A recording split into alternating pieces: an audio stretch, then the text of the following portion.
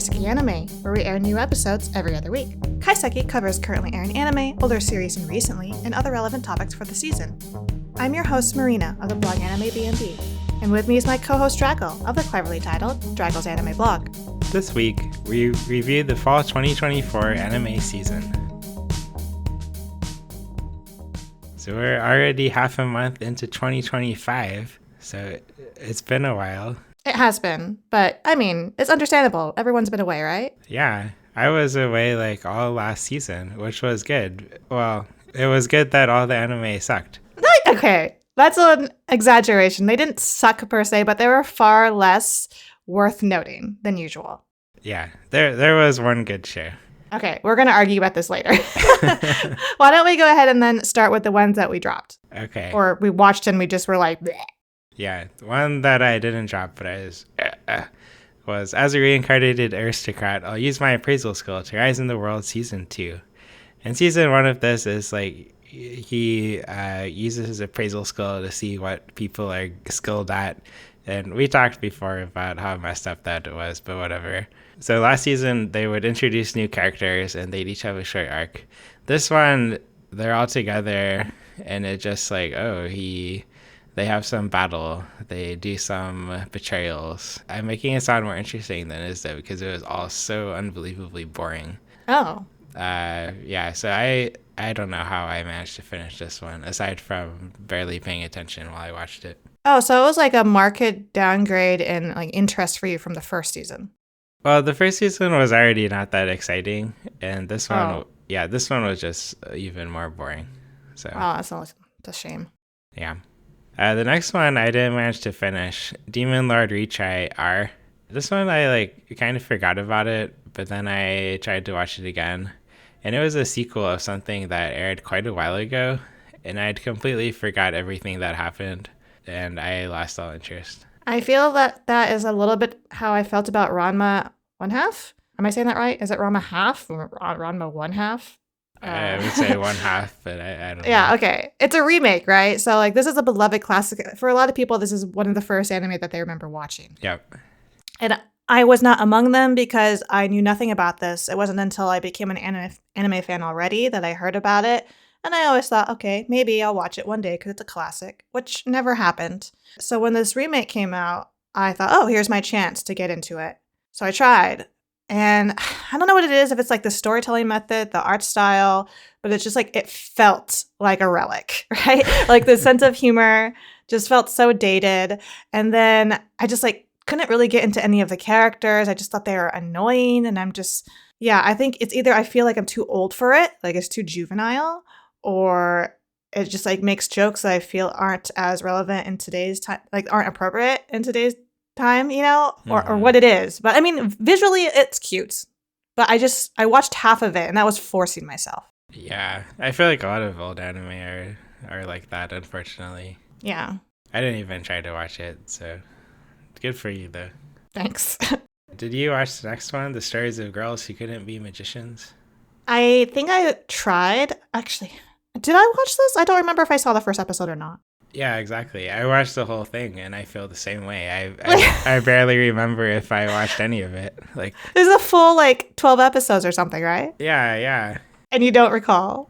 No, I mean, I definitely watched it. I got nothing out of it though. That's a shame. Yeah, it's just I don't know where they were going with this, what the point is. I could barely keep track of who the people were. Was this a background show for you? Is that why you can't remember? This was definitely a background show for me. Yeah. But it definitely earned its place as a background show.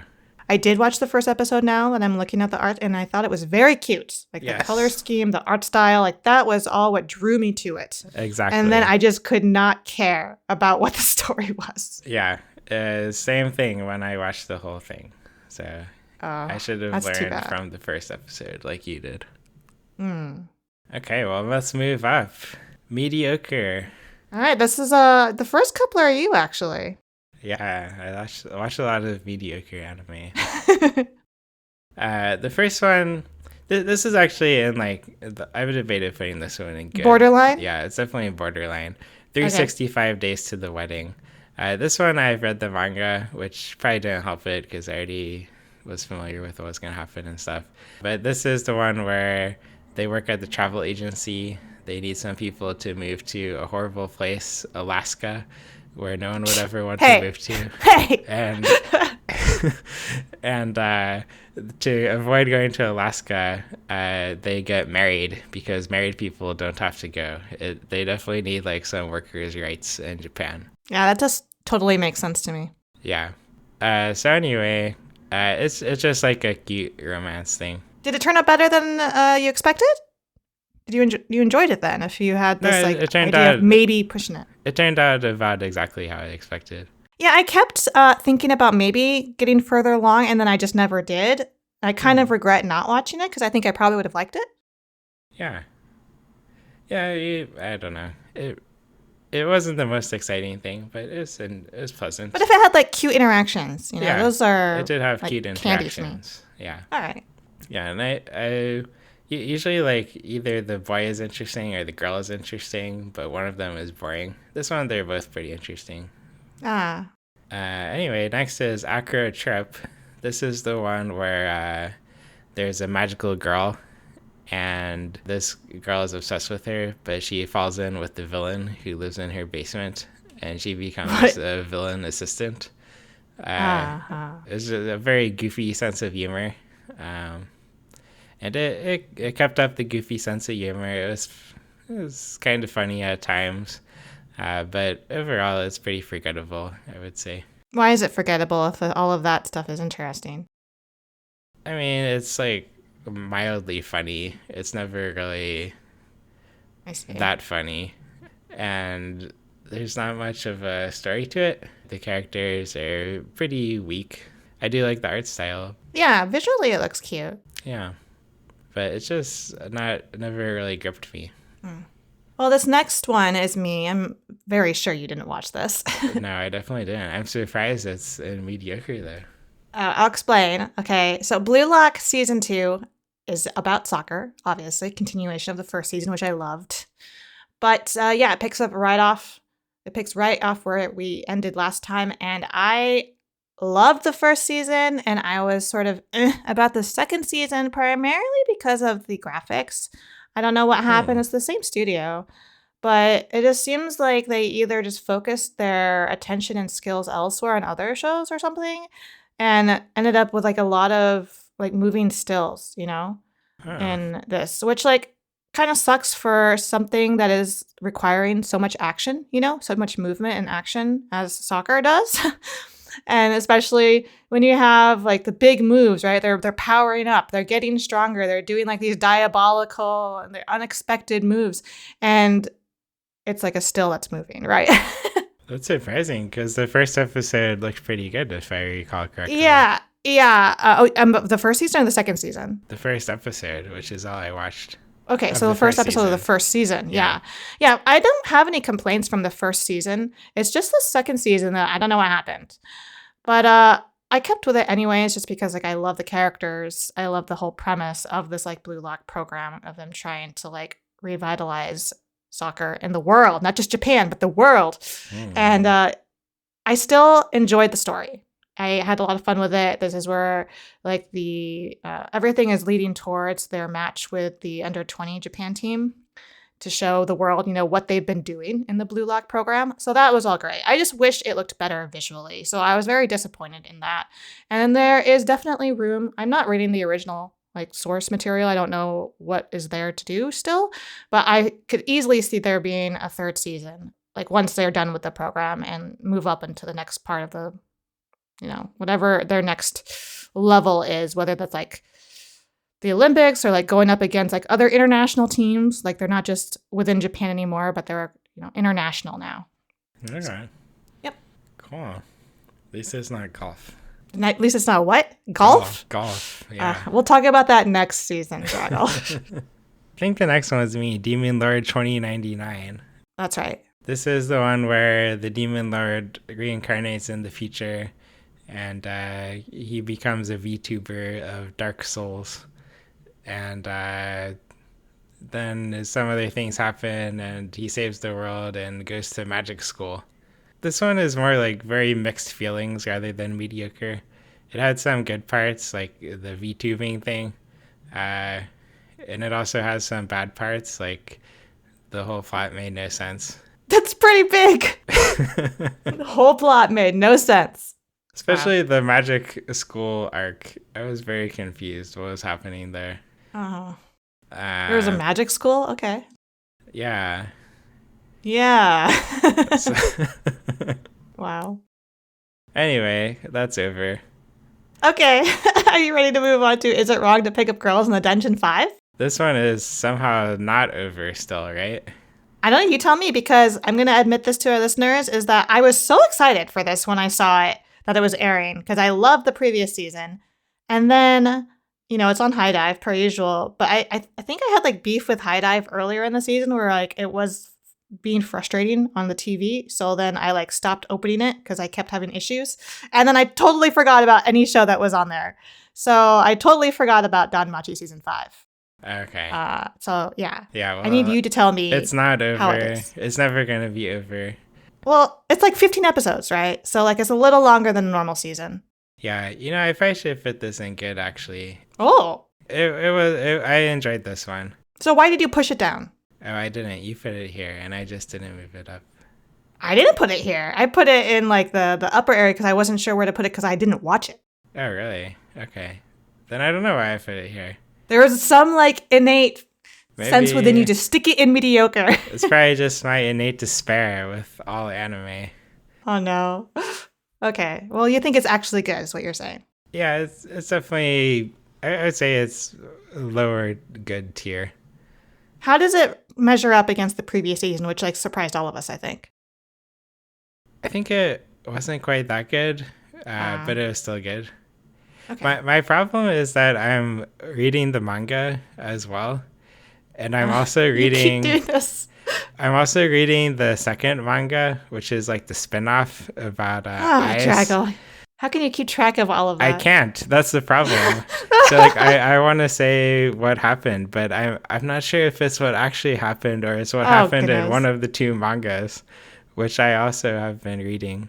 I feel like before you talk about these shows, you need to like force yourself to go and look up a summary of what specifically happened in this anime to differentiate it from what you're reading.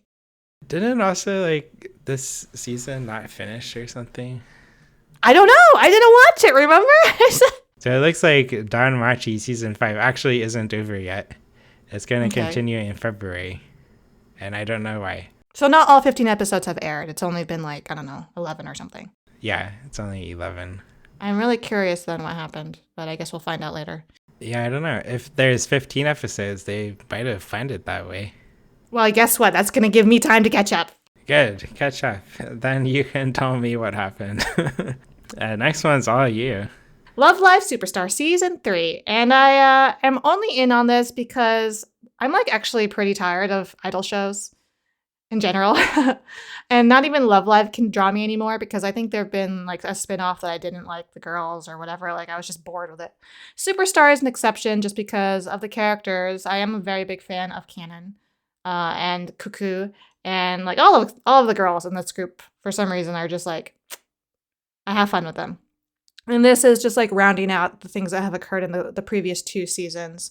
And they're obviously third years, they're about to graduate. So it's looking forward. It's looking forward to what's going to happen at graduation and also bringing in new members that are going to keep on the tradition and like take it to higher places, right? They're going to keep the tradition of winning in Love Live.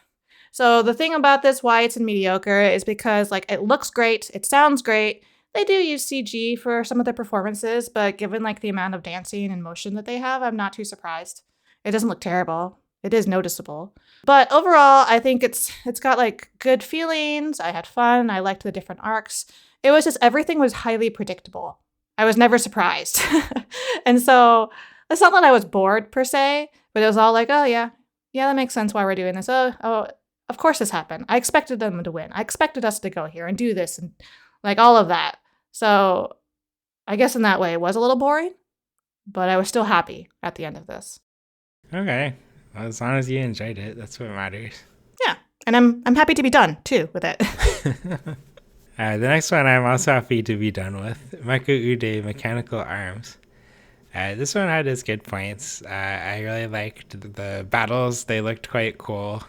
Good animation. But then the plot was kind of questionable.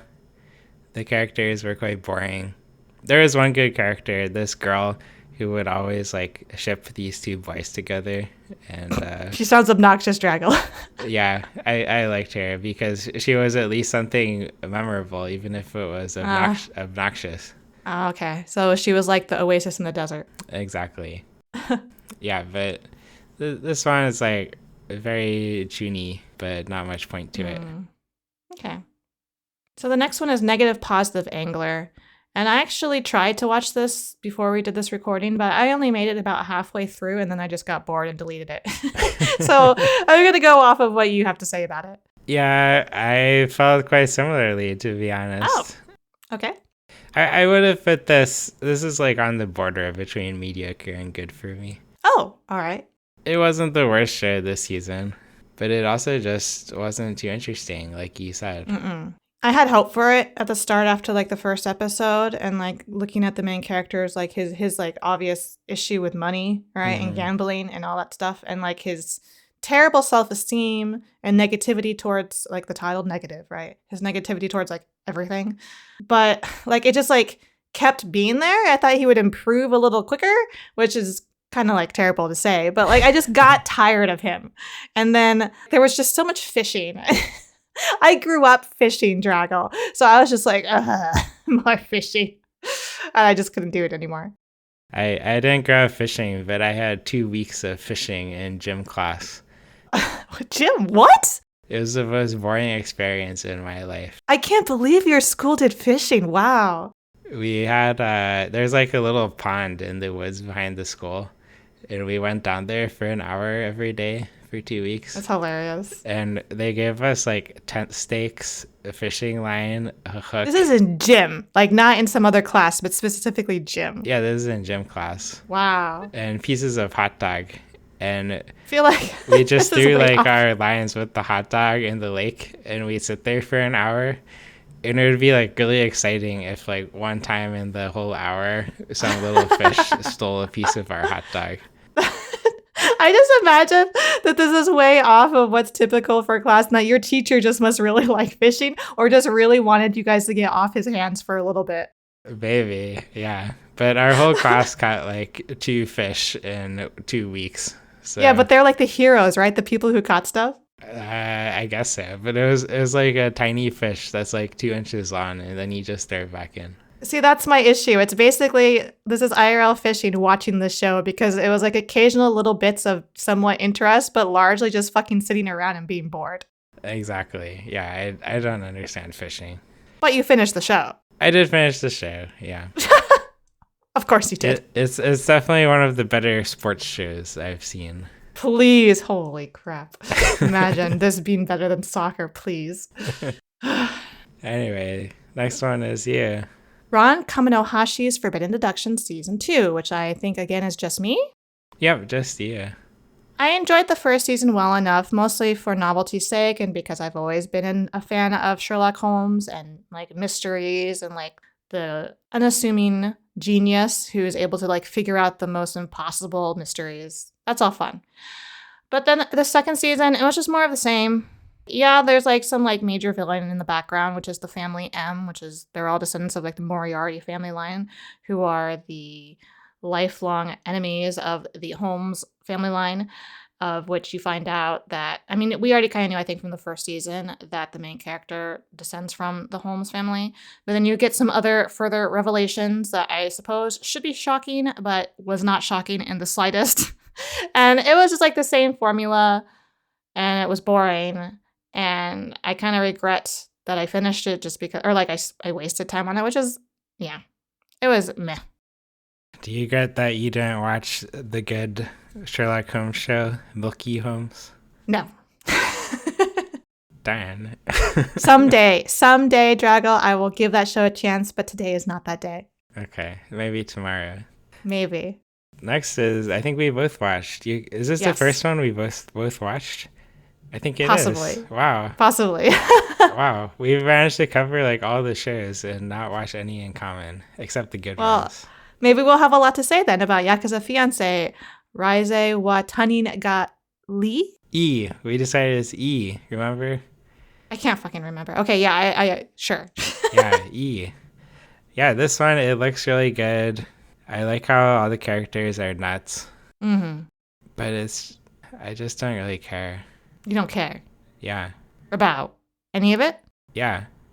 Maybe you don't care because they don't fucking get anywhere. Maybe. Because the relationship never comes to any fruition, although I don't think that's what you were waiting for, but it was certainly what I wanted. I wanted like a murder or something. Like maybe the girl will get so pissed at this guy that she just kills him. Yeah, or vice versa. It could be interesting vice versa, you know? No, if the girl has to kill him. Oh, fine. But still, like, we saw a lot of, like, punching, right? Implied violence, some blood. Okay, woo, we had some implied sex, obvious, like, after sex moments. But, like, we didn't actually see anything, right? I want some skin in the game. Show me murder. Exactly. Okay, we feel Right? the same way. I mean, yeah, because I think I was just so frustrated by, like you said, no real growth between the two main characters. And I was just angry because it was such a promotion of the show among, you know, certain circles of as being a dark romance. And then where was the romance? It wasn't there. Okay, I'm like, we already talked about this before. I've already like been angry about it. So let's move on to the good shows. Okay. First is 2.5 Dimensional Seduction. Okay, wait. I moved this up. You had it in mediocre. And let me explain why I didn't have it anywhere. It's because I haven't finished the show. Okay. I liked what I've seen. I liked the entire like first core. I've only seen like 13 episodes. And I watched the 13th episode today trying to catch up. But I have really enjoyed everything I've watched, which is why I put it in good. I guess what I want to know is why you had it in mediocre. You know, like when I saw it in good, I just assumed I put it there. I definitely debated this one. It's on the border between good and mediocre for me. Okay. I do think I like the first half better. Oh, so I still have yet to see like, you know, why you might have shoved it down. The second half's not bad. It just it kind of dragged on a bit with they keep going to conventions and stuff. They keep meeting new people. They keep having some misunderstanding, but then they come to understand each other. Just too many misunderstandings can be really annoying. Yeah. Well, I don't mind the misunderstanding. It's just, yeah, too many, like you said. But it's like the main like conflict in the show, right? When you keep having misunderstandings and it's like, can't you be a little bit more creative? Do something else? Yeah, exactly. Like, maybe she's just like this because she likes cosplay so much. That's always what's wrong with answer. That? Yeah. I really like their approach to the cosplay world, I guess, and showing like the various aspects of it in a way that I don't recall being as detailed or as thorough. And there was like that other cosplay show that was really big, right?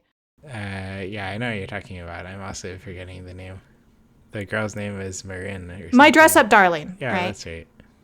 I think like that caused waves when it came out. And then when 2.5 Dimensional Seduction came out, people were comparing them and like calling this one like inferior and a copy, but they're not the same. They're actually quite different. And I feel like this one focuses more on the world of cosplay. Yeah. And less on like the chemistry between the characters. This one is more trashy in a good way. Is it? Yeah. I feel like there was like way more like focus on the relationship in the other show where it was like putting them in compromising situations versus this one, trashy. I guess I'm curious what you mean by trashy. Just like focusing on their body parts and their different cosplay outfits. Okay. All right. So you're talking about like in a different context. Like the kind of camera views it uses, that kind of stuff.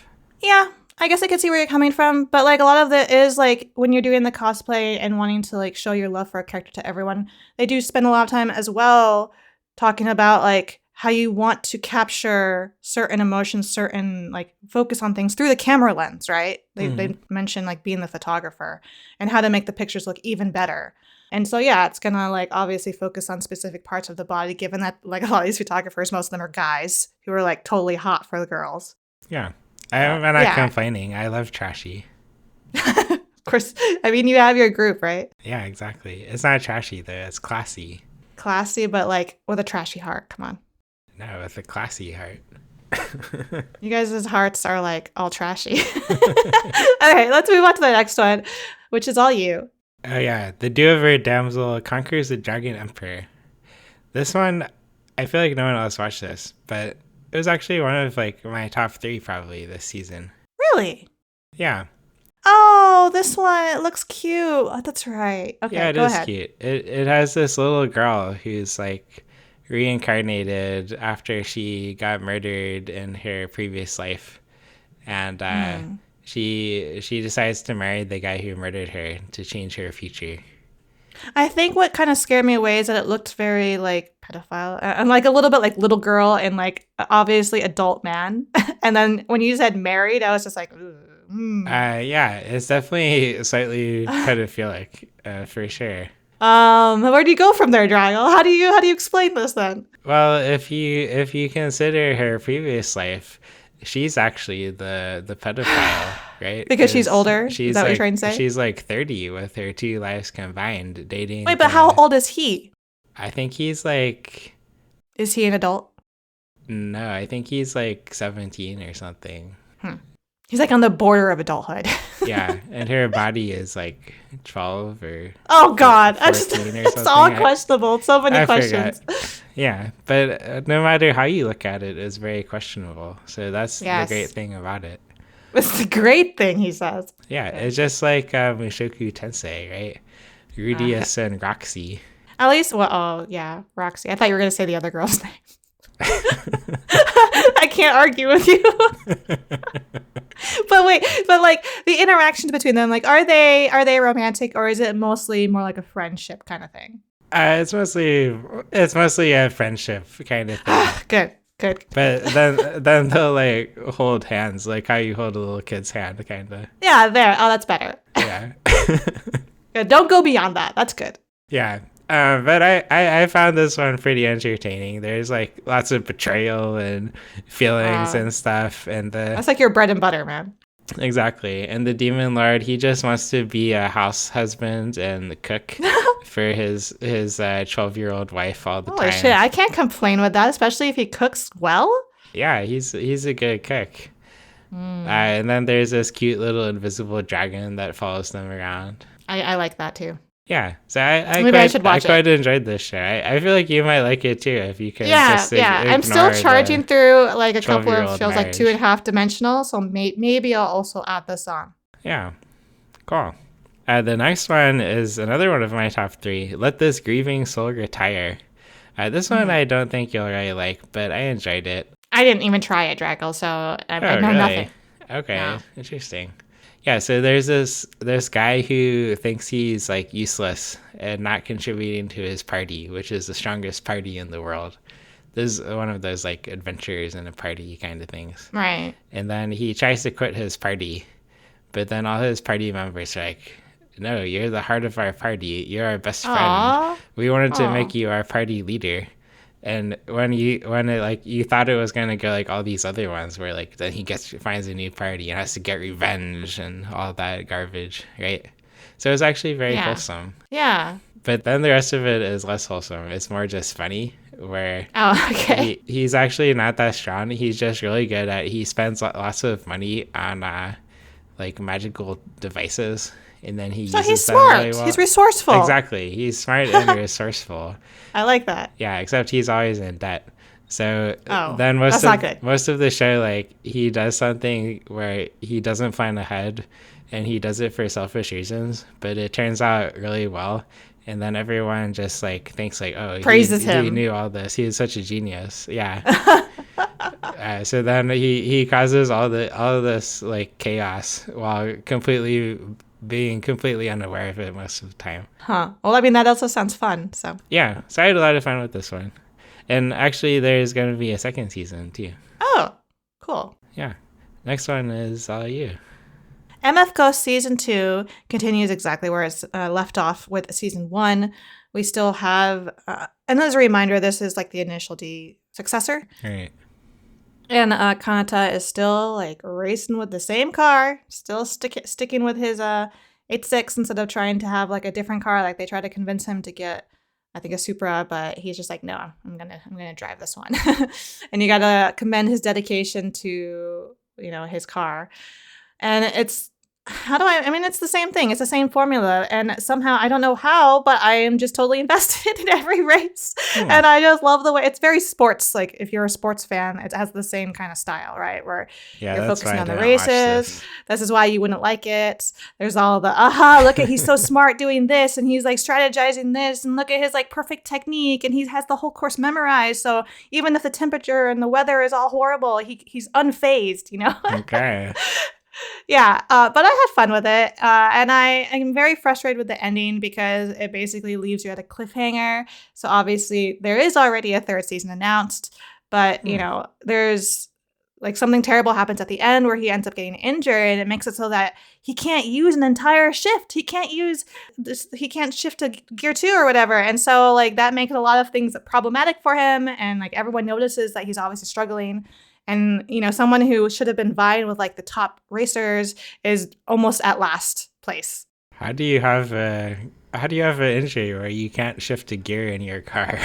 And it's like his, this is also where you have a little bit of the romance angst happening here. The daughter of the family that he lives with, that he stays with, she has a huge crush on him. He's obviously very like ignorant about it.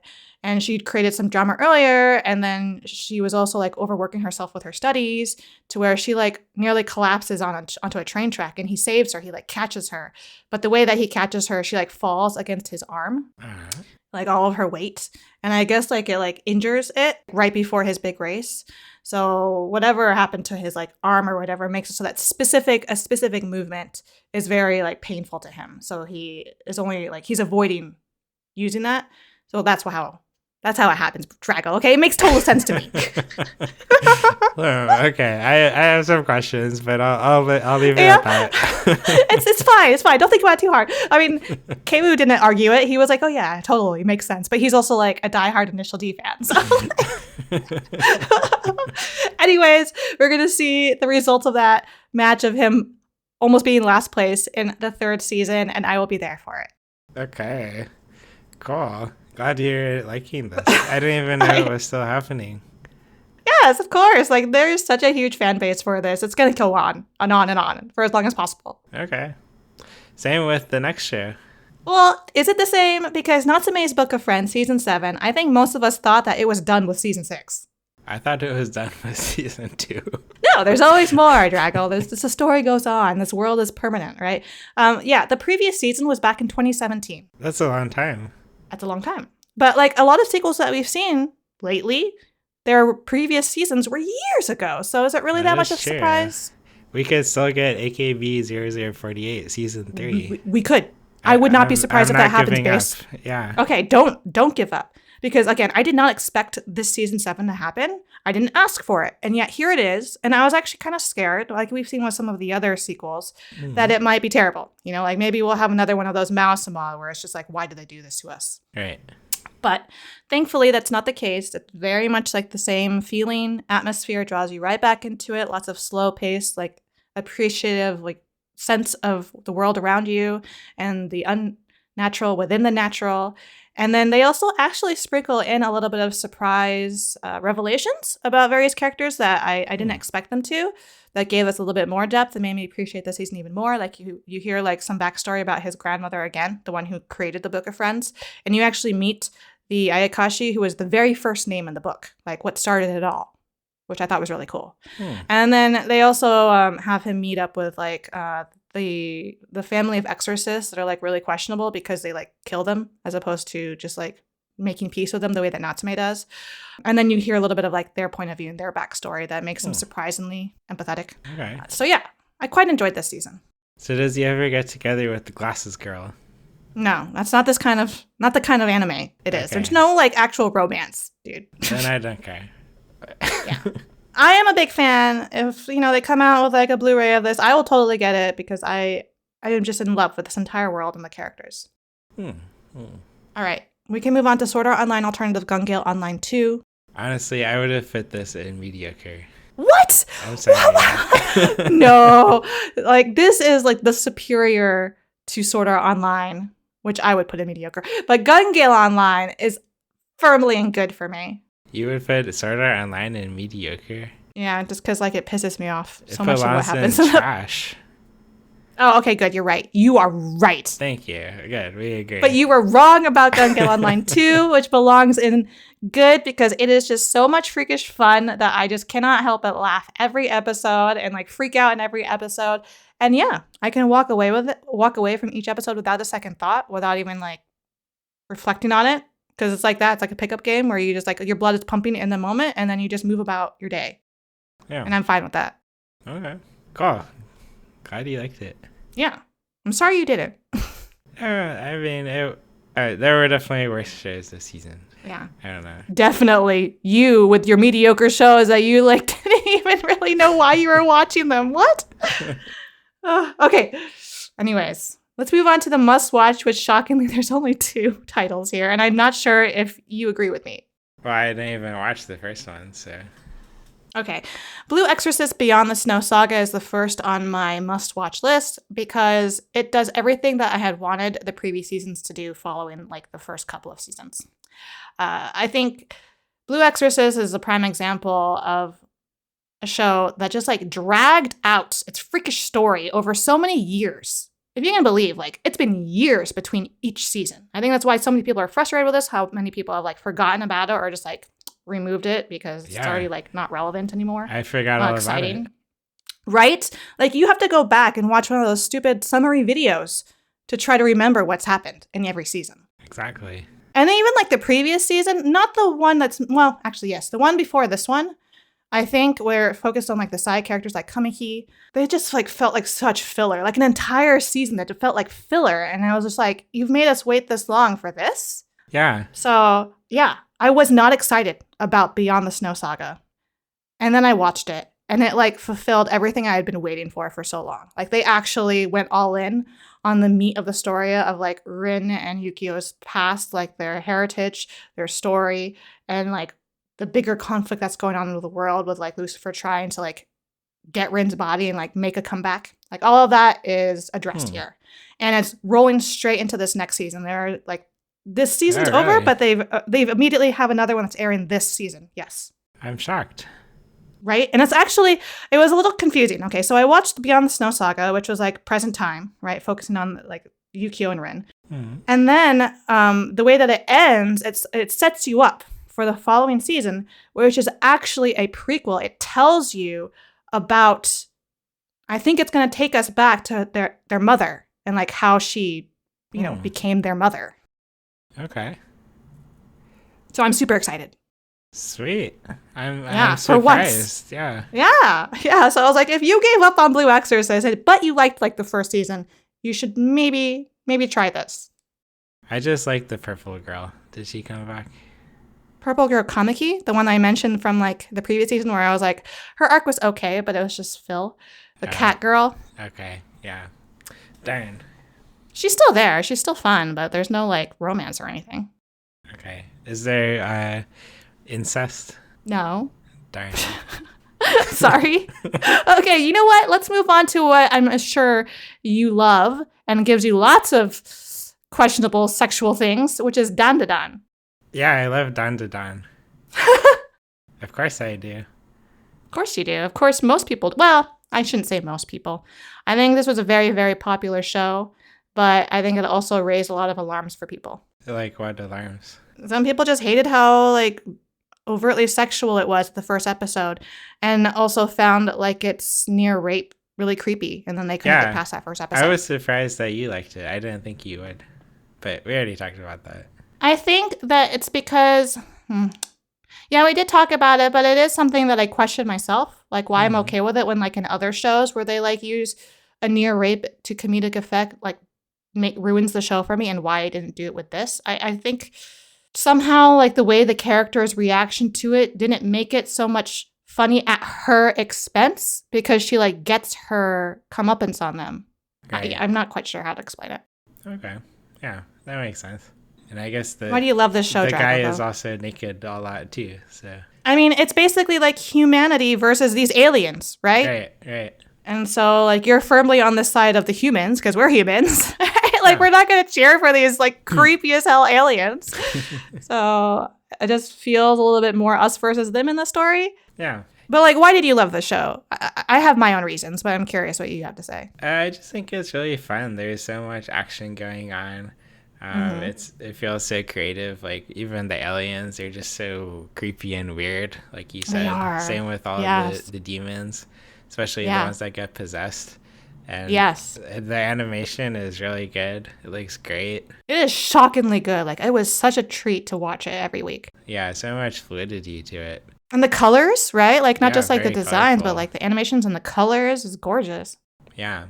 And I really like all the characters. I feel like they're super unique, have a ton of personality. Like both the main girl and the main boy, and also the side characters. I really like the grandma and the grandma's hilarious. Like I like how they call her grandma, but like what is she? Probably like 40 something? Like is she actually a grandma? I don't think so. Yeah, and the cat, and then the new girl. I forget her name already, but Ira, she pisses me off, man.